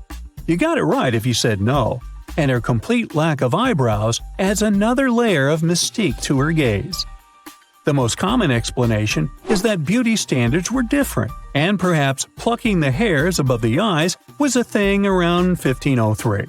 But take a look at other Italian paintings from that time, like La Schiavona or Portrait of a Young Girl. Yep, eyebrows. So, not everyone was entirely pleased with this theory, like French inventor Pascal Cotte. He spent 3,000 hours analyzing scans of the painting to dig through all the layers of Leonardo da Vinci's masterpiece. Now he claims that the Mona Lisa once had eyebrows, but they disappeared over time due to cleanings and restorations. Some historians, however, still question his findings, which means that Mona Lisa's style, or lack of it, remains an unsolved mystery. So, you decide to travel to Rio de Janeiro, and everyone tells you that Sugarloaf Mountain is a must-see. When you spot the mountain from a distance, you realize that the stone has a cavity. But around noon, the whole view changes. The shadow in that cavity takes the shape of a bird, an ibis to be precise. A local legend links this bird shape to the ancient Egyptian deity Thoth, as if the ancient Egyptians once visited Rio de Janeiro and were somehow inspired by the natural phenomenon. But it's probably just a big coincidence. I mean, literally. The real mystery, however, lies in the waters around Sugarloaf Mountain. In the 80s, archaeologist Robert Marks got a tip from locals about a treasure hidden beneath Guanabara Bay. He dove in and found quite a few Roman amphorae. You know, those ancient vases with 2 handles? His discovery could potentially provide evidence of a Roman shipwreck that might have reached Brazil 17 centuries before the Portuguese even set foot there. However, he couldn't proceed with his research, and to this day, the idea of the Roman presence on Brazil's coast remains uncertain. The true location of Cleopatra's tomb isn't the only ancient Egyptian mystery. Many secrets are carved into the walls of ancient structures, like in the Temple of Seti I. Take a close look at this hieroglyph, and you'll notice that it resembles a modern-day helicopter. Look to the right, and you'll see an engraving that looks like a submarine. Odd, right? The most reasonable explanation for this has to do with the legacies of different rulers. When a new pharaoh came to power, they had their own hieroglyphs added over the original ones. But this is still a topic of debate, as some Egyptologists believe that these mysterious hieroglyphs may represent some kind of ancient technology. The same applies to the Dendera light. The image found in the underground passageway of the Hathor Temple is a subject of significant controversy in Egyptian history. Some researchers suggest that the inscription simply represents a rising sun, while others interpret it as evidence of some kind of modern lighting system. And it does indeed resemble Crookes' tube, one of the early experiments with electrical discharges. Although there's no concrete evidence of ancient Egyptians having modern electricity, some historians believe that this theory could help explain why many discovered tombs don't have any residues left behind from the use of oil lamps or candles. A lot has been said about the mysterious pyramids of Egypt, but many people tend to forget that other inexplicable structures had already existed even before them. Our next stop takes us to Turkey. The top of a hill known as Gobekli Tepe, near the city of Urfa, holds an ancient secret. It features more than 20 circular stone enclosures dated back over 11,000 years. Many of these have heavily carved stone T-shaped pillars adorned with eerie human figures with folded hands. The most accepted theory is that it's the world's first temple, likely used for rituals or social events. But the greatest mystery lies in how it was built, as this site existed before the domestication of animals or the use of metal tools. So the construction must have been very difficult, challenging our understanding of the historical timeline. Now, I hope you're not afraid of heights, because we're about to take a flight over the Nazca Lines. You've probably already heard about these massive mysterious drawings etched into an arid region of Peru. They come in many different shapes, like a spider, a monkey, and even a Google-eyed ET that is probably just a fisher. Anyway, this story got some fresh chapters in 2022 when an additional 168 new drawings were discovered. The original ones could only be seen from the air, but these new ones are much smaller and can be observed from the ground. However, one thing they have in common is that their purpose remains totally unclear. Some might call them the largest-scale calendar in the world. Others suggest that they served as a tool for agricultural purposes. Of course, many theories have emerged in an attempt to give the Nazca Lines a meaning, but the truth is that they remain some of the most important unsolved mysteries in history. There are many myths around arguably the greatest structure ever built by humans, the Great Wall of China. Some say it's so grand that it's visible from space. Others claim that you can see it from as far as the moon. Other theories suggest that the builders of the wall were left inside. Well, sorry to disappoint you, but all these impressive stories are just myths. But even with those stories busted, the Great Wall of China is an impressive and truly breathtaking structure.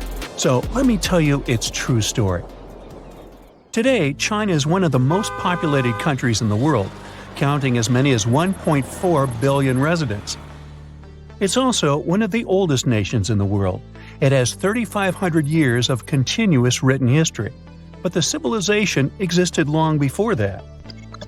There is a theory that while the European continent, for example, was most likely reached by humans from Africa, China wasn't populated by settlers that came from somewhere else.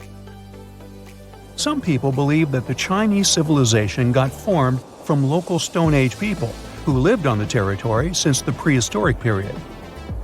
So now, the Great Wall of China. It's truly big even by today's standard, stretching for over 13,000 miles. To imagine it better, it's almost 5 times the distance between New York and Los Angeles. Or even a bit greater than the distance between the North and South Poles. Even in modern times, people have never built anything close to this big. Of course, it didn't take a day to build the Great Wall of China. Keep going. In fact, the wall was being built for centuries. Maybe you know that ancient cities had walls around them to protect themselves from invaders. Yes, Chinese cities had them too.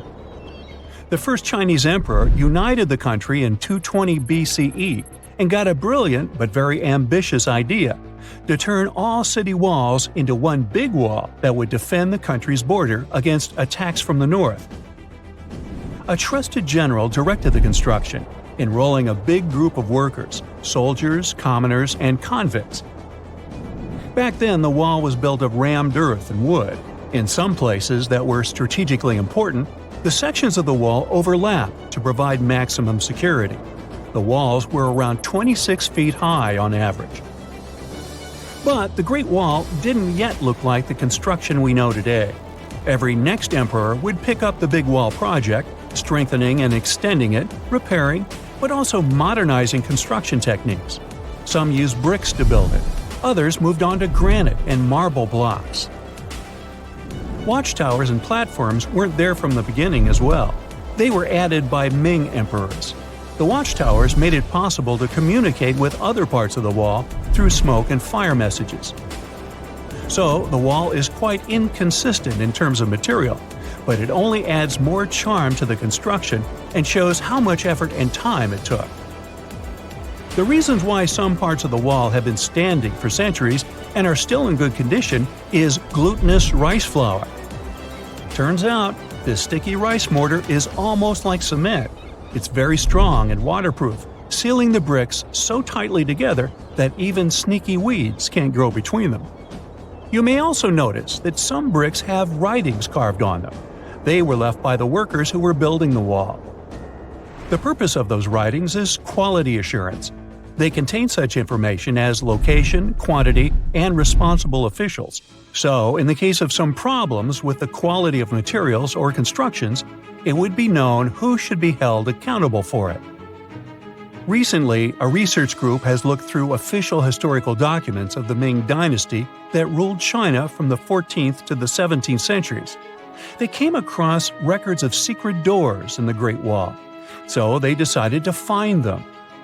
They used a flying robot to capture continuous centimeter resolution photos of the wall. They photographed 90% of the wall that was built during the Ming Dynasty and discovered the remains of over 220 secret doors along the wall. Some of them have a specific width and height that allows only one person to go through. Others are large enough to allow two horses to pass at the same time. Why are the doors there? Well, the Great Wall's main goal was to protect the country from the enemy. Building doors that could let the enemy in would undermine the whole point of having a wall. So, of course, the doors were secret passages. They perfectly matched the surroundings topographically, and the exit on the outside was camouflaged with bricks so that it was almost completely indistinguishable from the brick wall. The wall was never just a defensive wall, and it was never completely closed. It could be opened on demand. It was also a structure used for trade and commerce, communication between inside and outside the wall, and of course, for defense and spying. Some doors were used for trade with the other side. Through smaller doors, a person would sneak out to spy on the enemy that lived on the other side. The hidden gates were also useful for a sudden attack. As you remember, some gates were camouflaged with brick on the outside. The exit was so indistinguishable that the enemy had no idea exactly where it was located. The inside entrance for Chinese soldiers was hollow, so they could walk through the wall and break the camouflaged exit gate from the inside, starting their surprise attack. Now, even though the main point was to prevent outsiders from getting into the city, the wall wasn't too effective on that matter. It could still be climbed over or marched around. So the wall was being watched at all times, and the guards gave signals to the troops if they saw the enemy approach. Also, the wall provided more time to mobilize and bulk up the country's forces or lure the enemy troops into a difficult strategic position. The construction stopped at the end of the 19th century. The wall lost its strategic and military importance due to technological advances. Over the centuries to today, only 8% of the Great Wall is in good condition, and the rest is damaged. Also, around 1/3 of the wall has disappeared without a trace, due to both natural erosion and human damage. I guess you could say it's now just a pretty good wall. As you remember, the first parts of the wall were built out of rammed earth and wood. These are not the most unfailing materials if we're talking about thousands of years. Also, destructive farming methods have turned large areas into a desert and contributed to erosion. Also, many bricks were taken away from the wall in the last century to be used in building farms and houses. The wall is being deconstructed stone by stone even today, but this time by tourists. Quite a few of them take a stone as a souvenir. That's a total of a lot of stones. considering that over 10 million tourists visit the Great Wall every year. Since 1987, the wall has been a UNESCO World Heritage Site, highlighting that it has an outstanding importance to humanity. The wall is one of China's 56 World Heritage Sites, second place among countries with landmarks protected by UNESCO. Who's first, you ask? Well, the top spot, with 58 World Heritage Sites, belongs to Italy. And do you know that the wall isn't only a famous tourist attraction, but also the location of the Great Wall Marathon? It's a marathon that was established in 1999 and is one of the most challenging ones in the world. You guessed right, people run along the wall, including all the steps. There are 3 distances, so that participants can run a full marathon that is 26 miles, a half marathon that's 13 miles, or just have a fun run of 5 miles. A piece of whale rib has recently been found in a North Carolina mine. Not a big deal, some might think. Hey, why can't a whale be a miner, right? But this fragment offers scientists a unique glimpse at the interactions between prehistoric sharks and whales from around 3 to 4 million years ago. The thing is, 3 tooth marks embellish the rib. That means that the whale was once badly bitten by an animal with a super powerful jaw. Judging by the spacing between the tooth marks, and it reaches almost 2.5 inches. This animal could be a mega-toothed shark. I'm talking about the megalodon. Or it could be a different shark species which was around at that time. The curvature of the shark's jaw shows that the animal was relatively small, between 13 and 20 feet long. Yeah, small. As for the whale, it seems to be the ancestor of a great blue or humpback whale. Researchers are amazed. You don't usually expect to find evidence of animal interaction and behavior preserved in the fossil record. After examining the sample carefully, they concluded that the shark must have gone away with a mouthful, but the whale had survived because most of the fossil fragment is covered with what is known as woven bone. It quickly forms in response to localized infection. Such bone isn't particularly strong, and later the body remodels it into compact bone tissue. But it takes time. The presence of this bone means that the healing was incomplete and the whale passed away 2 to 6 weeks after the unfortunate encounter. On the other hand, its demise could have been unrelated to the infection and injury. Only a handful of fossils show such kinds of interactions between ancient animals. You can often find bite marks on fossils indicating where the animal passed away and its carcass was scavenged. But this fossil is one of a few examples that not only show a wound inflicted by another animal, but also demonstrate that the prey survived. All fossils are exciting for paleontologists. Yes, they need to get out more. But some might look terrifying to regular people. For example, look at this picture of tentacle arms and octagonal-shaped heads. When it first appeared in mass media, internet users claimed that it was some ancient organism that had come from space. Others thought the story was fake, but in fact, both the picture and the fossil are real. The fossil is known as a mortality plate, a fossilized representation of a mass extinction event of one or several species.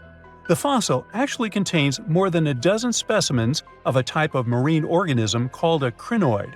Despite their looks, crinoids were not plants but marine animals.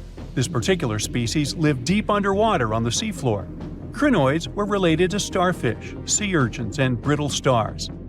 These creatures could attach themselves to the seafloor with stalks made up of flexible porous discs connected by soft tissue. The stalks were hollow, and that's where the animal's nervous system was located. Crinoids absorbed oxygen through thin-walled tube feet.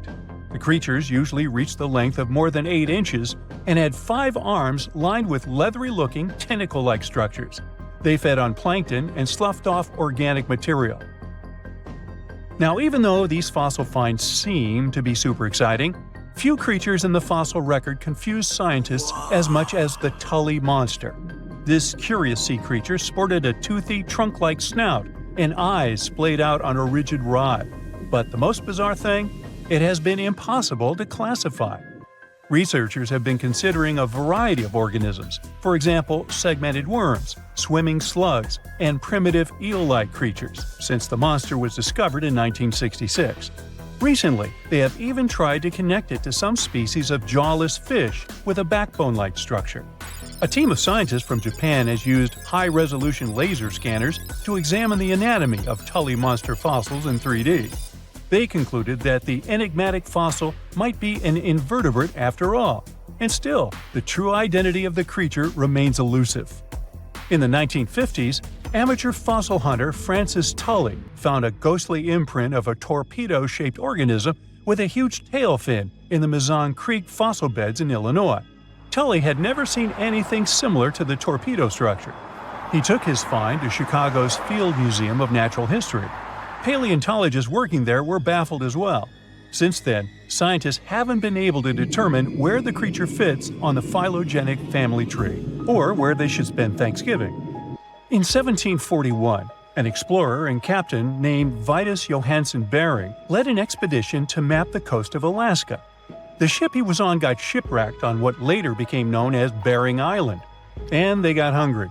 Half the crew survived thanks to the discovery of an extremely large sea cow. With the meat of these animals nourishing them, the sailors managed to build a small ship from the wreckage and return home. On their way back, a scientist who was among them spent his time documenting the animals and plants they had found. The sea cow was particularly interesting because without it, the crew wouldn't have survived. These animals were more than 26 feet long and weighed around 10 tons. All sea cows are members of the order Sirenia, marine mammals more closely related to elephants than cows. The scientists described them as having black skin, a small head, and stubby forelimbs.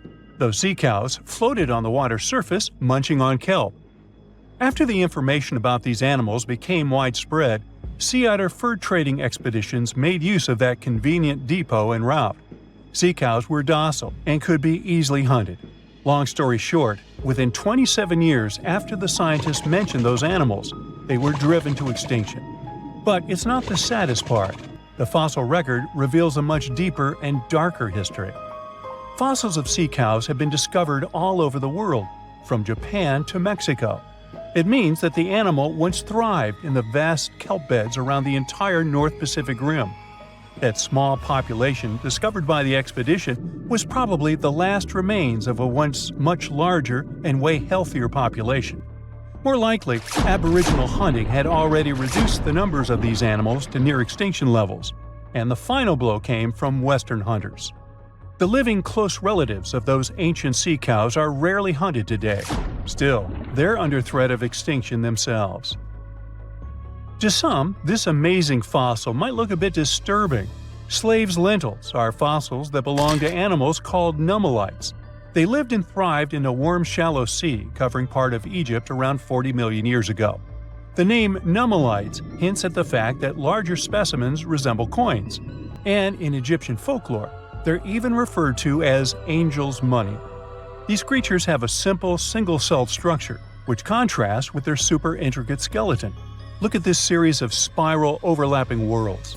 Each whorl is divided into countless tiny chambers. Nummelites can grow to be 4 inches in diameter, and still, they are the fossils of single-celled animals related to amoeba. How and why did they grow to be so large?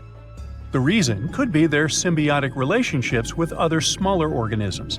In the case of modern species, such symbionts are tiny golden-brown single-celled algae called diatoms. The shells of nummelites are relatively transparent, and since they're flat, there's a large surface area for the light needed for the diatoms to photosynthesize. For some reasons, scientists are still debating about them. The presence of plant symbionts in animals dwelling in the sea encourages the growth of a calcareous skeleton in hosts. So, the gigantic size of the nummelites in Egypt could be due to their close relationship with symbiotic diatoms. Does that make sense? Fun fact: a species of nummelites evolve very fast, and their fossils change from one layer of sediments to the next. So, the limestone used for the pyramids of Giza are so packed with such fossils that it's known as nummelitic limestone. This limestone also contains 2 kinds of nummelites, the smaller slave's lentils and the larger angel's money. But those are not different species, but rather different stages in the life cycle of a single species. Strange and amazing items are discovered often, but figuring out what our ancestors were up to is pretty tough. Especially when all you have are just some rusty cups and cave drawings. It's no surprise that even the experts in lab coats sometimes make mistakes. But it's not just about dusty plates and huge stones. Sometimes there's even humans with large heads. So grab your digging tools and let's travel back to ancient times to explore incredible societies that even scientists can't fully explain. Sardinia may look idyllic now, but I'm not gonna lie, I wouldn't fancy visiting it 3,000 years ago. Rumor has it, terrible giants roamed around this island back then. People even talk about finding human skeletons over 13 feet tall there, although nobody's ever shown anything to prove it. But the stories will make you wonder because some weird stuff has definitely happened. In 1974, over 5,000 pieces of broken stone artifacts were found in a part of the island called Monte Prama, but instead of being displayed in a museum, they were locked up in an underground vault for about 30 years. Sounds a bit suspicious, doesn't it? When they were finally displaced in 2005, scientists put the pieces together to find statues of 38 giant men standing 8 feet tall. Not quite as tall as the legendary skeletons, but still pretty huge.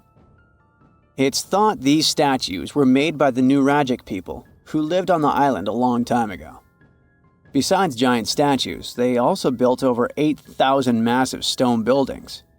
Perhaps Nuragic weren't giants themselves, but they definitely liked their things big. I do too. I like a big number of likes on our videos. That'd be pretty great. Thank you if you liked this and subscribed. Now back to the video. You and I are pretty smart, but we might not be the smartest humans ever. Actually, we might not even be the smartest species.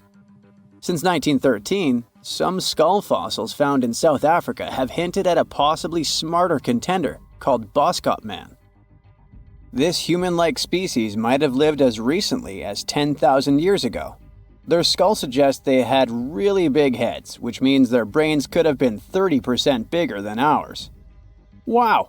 Their average IQ could have been around 149, making them among the smartest 0.05% of people today. But if a Boskop Brainiac was so much smarter, why are they not around and we are? Well, bigger isn't always better, you know. Our brains are a lot bigger than our ape relatives, mainly in the prefrontal cortex. This part helps with high-level tasks like making decisions, remembering things short-term, and being aware of ourselves. The parts of the brain that handle our senses and movements haven't really grown much. So, maybe the Boskops spent too much time dwelling on the past rather than doing practical things like hunting. But this is all just guessing. We really don't know what happened to these clever cousins of ours. Some people even argue that Boskops weren't any different from us, with the only evidence being parts of skulls. The jungle is huge. Did you know the Amazon rainforest is home to about 30% of all the world's plant and animal species? That's impressive. However, the history of one native species, humans, has long puzzled scientists. The mysterious Kasarabe people lived here for hundreds of years and then vanished around 1400 AD. People thought the Amazon only had a few scattered tribes, but recently we discovered big, unusual shapes in the ground called geoglyphs. These might look like simple shallow ditches, but they're actually the remains of a vast civilization that spread over 5,000 square miles and includes about 450 markings, some as wide as 1,300 feet. That's insane! They likely contained ceremonial buildings and could have hosted up to 1 million people as recently as 550 years ago. Thanks to new technology like LiDAR, which uses a safe laser to map the forest without harming it, we can explore deeper. In 2019, some scans showed miles of raised roads and pathways and even pyramids over 70 feet tall. They found 26 separate settlements, 2 of which were at least 250 acres each. Damn, that's like 330 soccer fields. It's not certain what happened to the Kasarabe people. Maybe European conquistadors drove them out. Maybe the most baffling ancient civilization is one we've never actually found a trace of. Yep, I'm talking about Atlantis, the grand city that supposedly sank into the ocean. The first mentions of Atlantis come from the ancient Greek philosopher Plato, who talked about a great city near the Strait of Gibraltar. But for ages, everyone just thought Plato made up Atlantis as a perfect version of his own Athens. So why, about 12,000 years after it supposedly vanished, do we still wonder if it might be real? Well, in the 19th century, U.S. Congressman Ignatius Donnelly wrote a book giving 13 reasons why he thought Atlantis was more than just a myth. Then, in 1965, some folks thought they actually found Atlantis when they discovered the Richat structure, a massive 25-mile-wide dome in Mauritania, Africa. It's so big that you can see the whole thing from space. 2 astronauts flying over the Sahara Desert spotted this giant eye staring back at them and thought they'd made the discovery of a lifetime. Unfortunately, there's no solid evidence linking this structure to Atlantis. It's believed to have formed from volcanic activity about 100 million years ago. But it does look suspicious, doesn't it? Still, we're no closer to knowing the truth. Imagine going back to about 3,300 BCE and finding yourself in South Asia. Welcome to the Harappan civilization. These people were way ahead of their time. They had cities like Harappa and Mohenjo-Daro, complete with baked brick houses, sophisticated drainage systems, and even public baths. This place might have had over 5 million people, making it one of the densest regions at the time. They also invented a system of standardized weights that was incredibly useful for traders. And trading they did. These people had connections stretching all the way to the Middle East, thanks to their great skills in metallurgy. They even had a form of ancient branding. The seals were used to stamp clay on trade goods. Despite being so advanced with a thriving urban life, there's a whole bunch of mystery shrouding their language and script. We've got bits and pieces of their writing, but no one's deciphered them yet, even with all the technology we have today. We also still don't know how exactly their society worked. It looks like they didn't flaunt their social status as much as other civilizations.